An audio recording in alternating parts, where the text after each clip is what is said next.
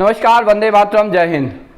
दोस्तों, आज हम लोग यहाँ पे पिछले कुछ महीने या उससे जो घटित प्रमुख घटना है रूस में, उस पर चर्चा करने के लिए आए हैं।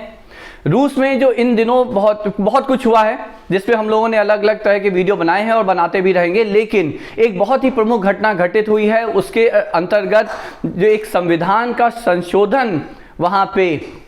पास हुआ है, जिसको अभी पिछले कुछ दिनों पूर्व ही वहाँ के जो वर्तमान राष्ट्रपति हैं व्लादिमीर पुतिन, उन्होंने खुद उस पर हस्ताक्षर करके वो फाइनली एक लॉ, एक एक्ट बन गया है।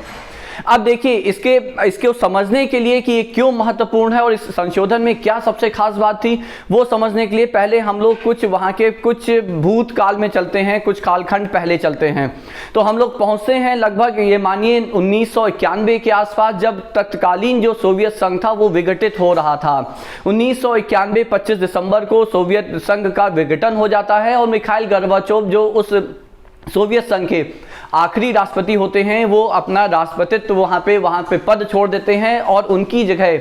बोरिस येल्सिन राष्ट्रपति बनते हैं। बोरिस येल्सिन वहाँ पे 2 कार्यकाल के लिए राष्ट्रपति रहते हैं, लेकिन उनका कार्यकाल काफ़ी विवादित रहता है, काफ़ी भ्रष्टाचार के आरोप लगते हैं उन पे, और जनता के रोष के चलते और गिरती हुई अर्थव्यवस्था के चलते उन्हें अपना कार्यकाल 1999 के अंत तक आते आते छोड़ना पड़ता है और वो अपना उत्तराधिकारी अपने करीबी व्लादिमीर पुतिन को बनाते हैं। व्लादिमीर पुतिन होते कौन हैं? तो यहाँ पे आप ये जान लें कि व्लादिमीर जो पुतिन है, जो अभी यहाँ के राष्ट्रपति हैं रूस के, वो पूर्व सोवियत संघ के जो खुफिया एजेंसी थी केजीबी के, उसके जो विदेश विभाग था उसमें एक वहाँ पे वो एक एजेंट होते हैं और एजेंट के पद से बढ़ते बढ़ते वो लेफ्टिनेंट कर्नल तक के पद पे पहुँचते हैं। 1996 में वो खुफिया एजेंसी से बाहर आकर राजनीति में आ जाते हैं और बोरिस येल्सिन के साथ वो जुड़ जाते हैं, उनके काफ़ी करीबी हो जाते हैं और इसीलिए 1999 में बोरिस येल्सिन जाते जाते उन्हें अपना एक उत्तराधिकारी नियुक्त कर जाते हैं राष्ट्रपति पद के लिए, या राष्ट्रपति उन्हें नियुक्त करवा देते हैं। 2000 में के राष्ट्रपति चुनाव में व्लादिमीर पुतिन वहां का चुनाव जीत जाते हैं और संविधान के अनुसार वहां पे कोई भी व्यक्ति लगातार 2 बार ही राष्ट्रपति का कार्यकाल पूरा कर सकता है। तो 2000 से लेकर 2008 तक वो राष्ट्रपति रहते हैं, 4-4 साल के 2 कार्यकाल वो वहां पे पूरा करते हैं। परंतु वो ये बात समझ चुके होते हैं कि रूस की जनता उनके साथ है या उनका सरकार पे पूरी तरह से कंट्रोल होता है, तो वो अब चूंकि संविधान की जो बाध्यता है वो उन्हें तीसरी बार वहाँ पे राष्ट्रपति चुनाव लड़ने के लिए वो रोकती है। इसके चलते वो क्या करते हैं, वो अपने करीबी दिमित्री मेदवेदेव को राष्ट्रपति पद का चुनाव लड़वाते हैं, जो चुनाव पुतिन के चलते वो वहाँ पे मेदवेदेव जीत जाते हैं और खुद पुतिन वहाँ पे प्रधानमंत्री बन जाते हैं। वो जो 4 साल का कार्यकाल है 2008 से 2012 तक सत्ता की बागडोर तब भी पुतिन के पास रहती है। वो बात अलग है कि सरकार का अध्यक्ष और राष्ट्र का अध्यक्ष राष्ट्रपति मेदवेदेव ही रहते हैं, लेकिन सबको पता होता है कि सत्ता की कमान पुतिन के पास ही थी। 2012 के बाद वापस से वो चुनाव लड़ सकते थे, क्योंकि बाध्यता 2 लगातार कार्यकाल से ज़्यादा की थी कि 2 लगातार कार्यकाल से ज़्यादा एक साथ कोई राष्ट्रपति नहीं रह सकता वहाँ पे। तो चूंकि एक ब्रेक आ जाता है 4 साल का, उसके बाद 2012 में वो पुनः चुनाव लड़ते हैं, संविधान का संशोधन आता है, वहाँ पे 4 साल का जो कार्यकाल है उसे 6 साल कर दिया जाता है दोस्तों। तो 2012 के बाद 2018 का चुनाव लड़ते हैं, वो फिर वहाँ जीत जाते हैं और ये कार्यकाल उनका जो है 2024 में खत्म हो रहा होता है। लेकिन अब 2020 के मई जून तक आते आते एक संविधान संशोधन वहाँ के पार्लियामेंट, वहाँ का जो संसद है जिसे ड्यूमा कहते हैं, वहाँ पे लाया जाता है। उस संविधान संशोधन में होता क्या है, वहाँ पे ये कहा जाता है कि कोई भी व्यक्ति अब वहाँ पे लगातार 4 कार्यकाल राष्ट्रपति पद या राष्ट्रपति का रख सकता है, रह सकता है 4 कार्यकाल के लिए, मतलब 24 साल, 6 गुणा 4 24 साल तक लगातार वो राष्ट्रपति रह सकता है। इस पे चूंकि वहाँ के लोग या जो मीडिया है या विदेशी मीडिया है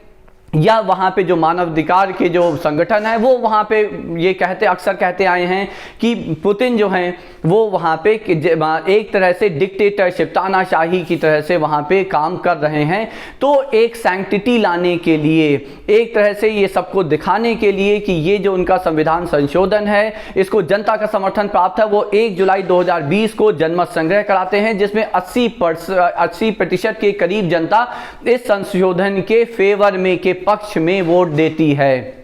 वो बात अलग है कि वहाँ पे जो विपक्षी पार्टियां हैं, विपक्षी नेता हैं, वो जो मीडिया है, वो उसने यहाँ पे कहा कि काफ़ी हेराफेरी हुई उस जनमत संग्रह में, परंतु जो ऑफिशियल डेटा है वो ये कहता है कि लगभग 80% की जो जनता थी उसने इसके पक्ष में वोट दिया। और अब पिछले कुछ दिनों पूर्व ही राष्ट्रपति ने खुद उस पर हस्ताक्षर करके अब वो संशोधन वहाँ पे लग गया है, जिसके चलते अब जो वहाँ पे राष्ट्रपति पुतिन हैं 2036 तक राष्ट्रपति रह सकते हैं। मैं यहाँ पे शब्द रह सकते इसलिए कह रहा हूँ क्योंकि चुनाव हर 6 साल में बाध्यता है और वो चुनाव हर 6 साल में होंगे। मतलब अगला चुनाव 2024, फिर अगला चुनाव 2030 और 2030 का चुनाव भी यदि राष्ट्रपति पुतिन और 2024 का चुनाव भी यदि वो जीत जाते तो मैंने कहा कि वो 2036 तक अब वो वहाँ पे राष्ट्रपति रह सकते हैं। तो ये एक बहुत ही प्रमुख घटना थी क्योंकि राष्ट्रपति पुतिन जो हैं वहाँ पे व्लादिमीर पुतिन हैं, उन्हीं के इर्द गिर्द लगभग पिछले 20-22 सालों से